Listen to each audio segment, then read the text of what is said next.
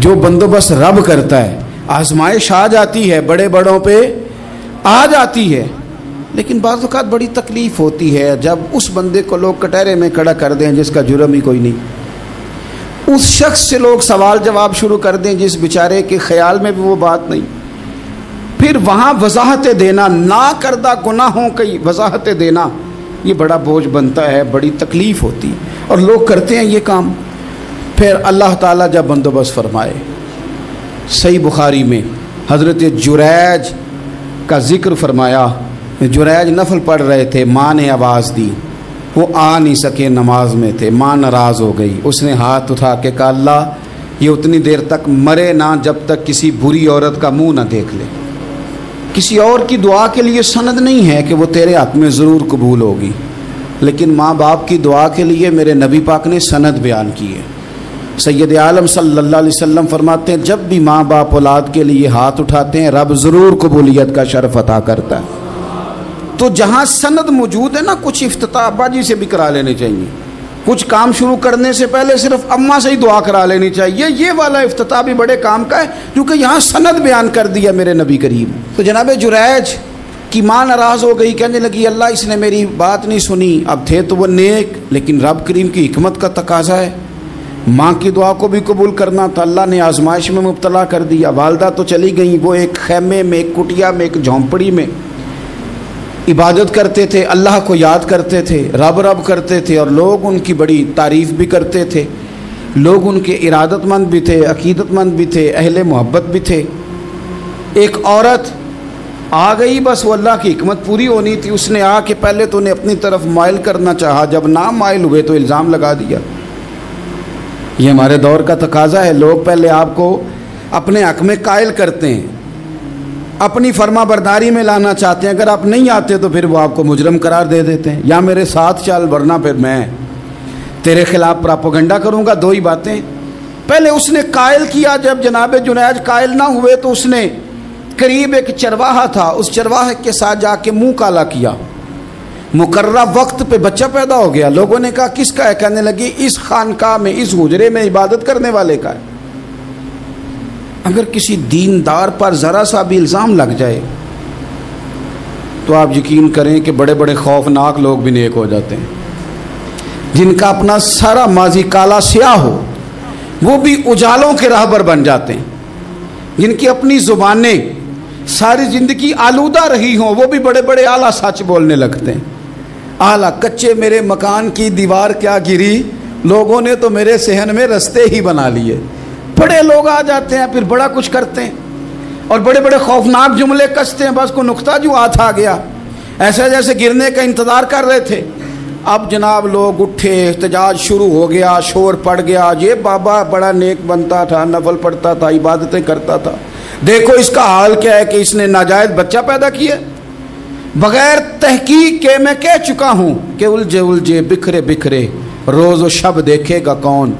لوگ تیرا جرم دیکھیں گے, سبب دیکھے گا کون. لوگ تیرا جرم دیکھیں گے, سبب کوئی غور نہیں کرتا کہ وجہ کیا تھی. او بھائی کچھ تو مجبوریاں رہی ہوں گی, یوں ہی کوئی بے وفا نہیں ہوتا. الزام لگا دیا, شور ہوا, احتجاج ہوا, دنیا اکٹھی ہوئی, ان کا انہوں نے حجرہ گرا دیا, مارا بھی, پیٹا بھی, ایک نیک آدمی کو بدنام بھی کیا, برا بھلا بھی کہا, گالیاں بھی دیں, جو کر سکتے تھے کیا. اب جب سزا دینے لگے نا تو جناب جریج کہنے لگے تھوڑی سی اجازت دیتے ہو, مار تو تم نے دینا ہی ہے. کہا جناب ٹھیک ہے دیتے ہیں. انہوں نے کہا صرف 2 نفل پڑھنے ہیں.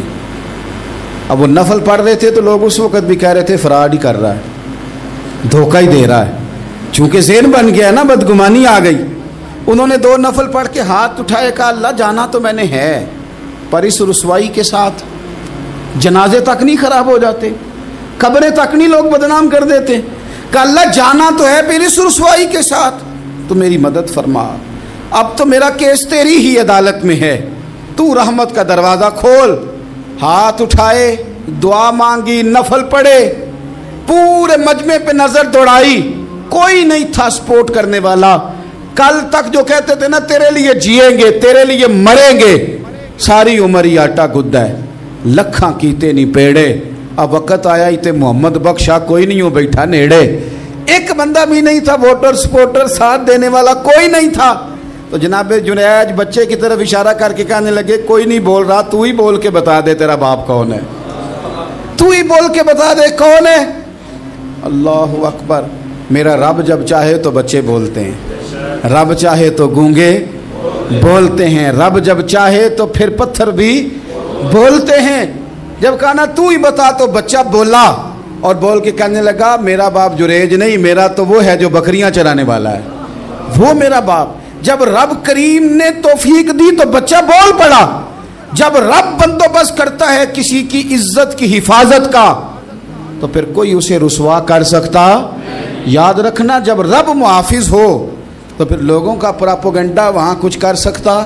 لوگ کئی دفعہ بڑا گہرا جال بنتے ہیں، سازش کا رنگ بڑا گہرا ہوتا ہے، عام سادے آدمی اس کو سمجھ نہیں پاتے، اس پراپوگنڈے کا حصہ ہو جاتے ہیں، انہیں پتہ ہی نہیں چلتا یہ بات دراصل کیا کی جا رہی ہے.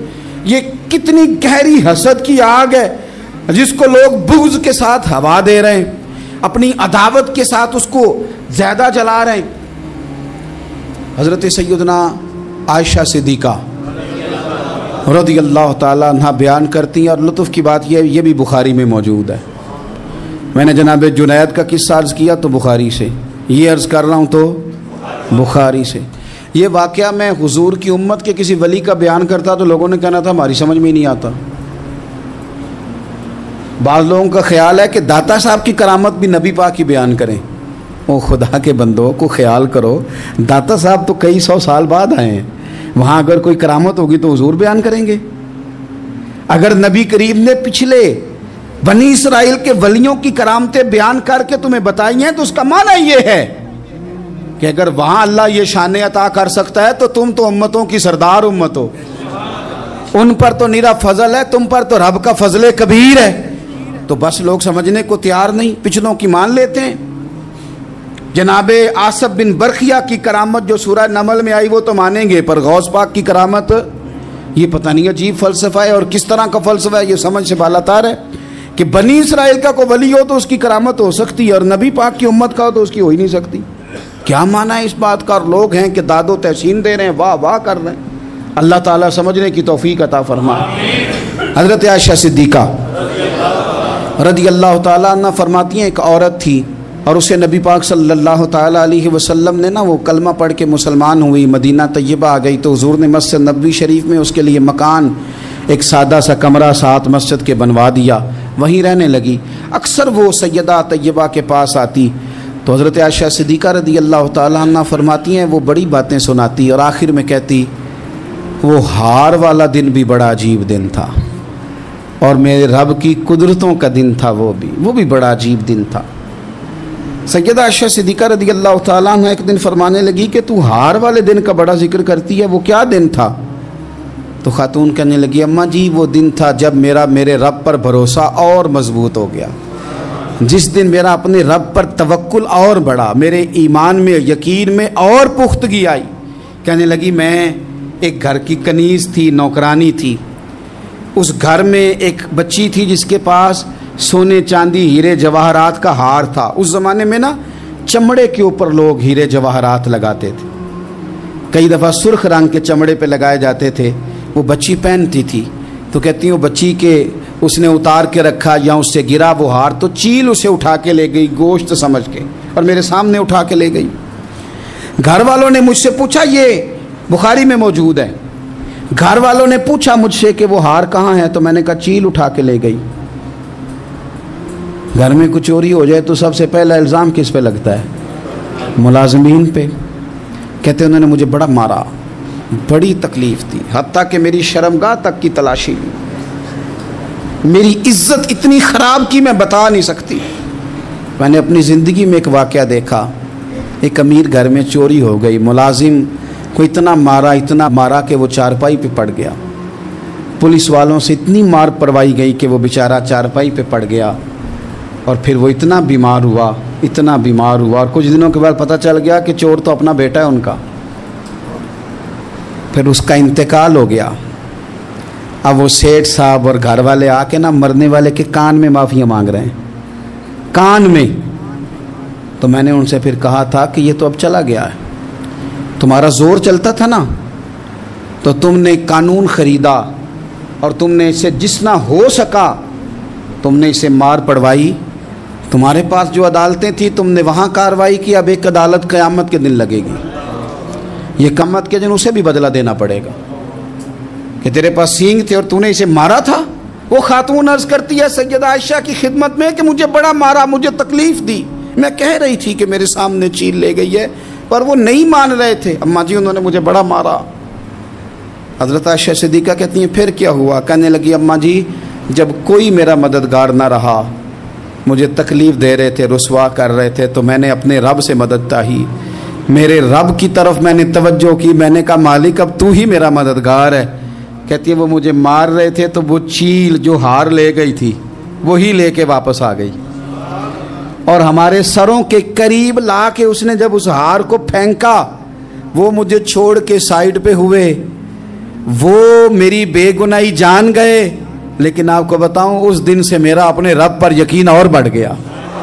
مجھے سمجھ آ گئی کہ جب انسان پورا ٹوٹ جاتا ہے اور جب کوئی چاروں جانب اس کا مددگار نہیں ہوتا تو رب تو ہوتا ہے نا، اللہ تو اس کا مددگار ہوتا ہے نا، وہ تو پھر اپنے اس بندے کی مدد کرتا ہے نا، پھر وہ تو توانائی دیتا ہے نا، وہ تنہا نہیں چھوڑتا، وہ تو آنسوؤں والوں کے آنسوؤں پہ بڑا کرم فرماتا ہے، وہ تو قسم پرسی میں آ جاتا ہے، اس کی رحمت بڑھ کے استقبال کر لیتی۔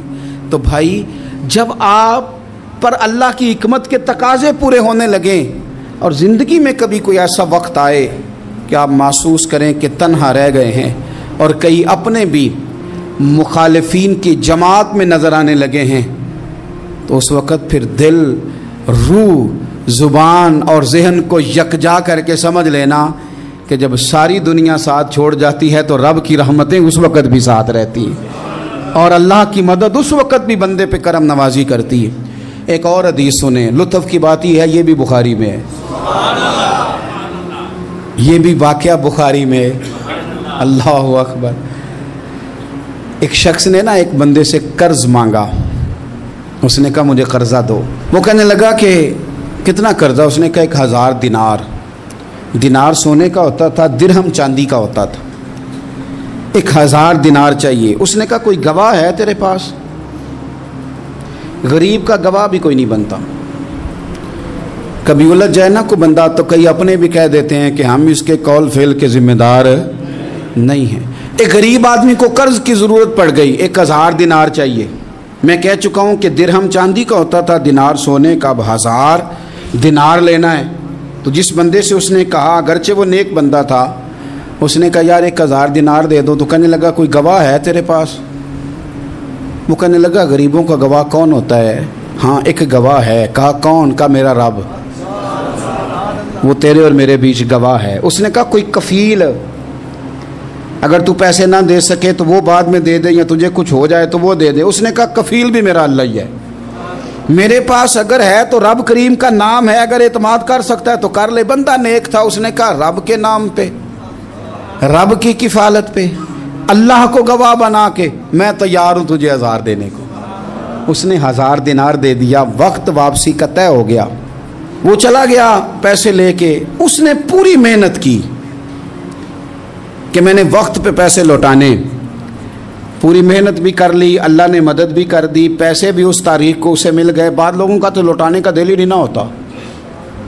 فرمایا حدیث پاک میں کہ تو لوٹانے کا ارادہ کر، رب تیری مدد بھی فرمائے گا۔